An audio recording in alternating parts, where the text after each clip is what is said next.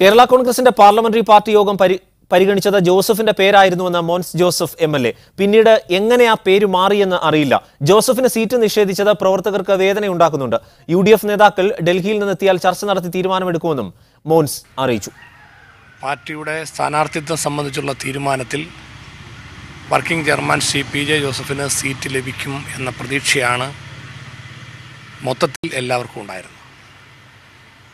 ഈ തെരഞ്ഞെടുപ്പിൽ PJ ജോസഫിന് സീറ്റ് ലഭിക്കുക എന്നുള്ളത് ഒരു പൊതുവികാരമായി തന്നെ ഉയർന്നു വരികയും ചെയ്തിരുന്നു. പക്ഷേ പാർട്ടിയുടെ തീരുമാനം പാർട്ടിയുടെ വർക്കിംഗ് ചെയർമാൻ ശ്രീ PJ ജോസഫിന് സീറ്റ് നിഷേധിക്കുന്ന വിധത്തിലാണ് വന്നത് എന്ന് സാഹചര്യം ഉണ്ടായപ്പോൾ കേരള കോൺഗ്രസ് പാർട്ടി കെട്ടുറപ്പോടെ മുന്നോട്ട് പോകണം, ഒറ്റക്കെട്ടായി പോകണം എന്നാഗ്രഹിച്ച എല്ലാ പ്രവർത്തകർക്കും വേദനയും പ്രയാസവും ഉണ്ടാക്കിയ ഒരു തീരുമാനമായി അത് മാറുകയുണ്ടായി.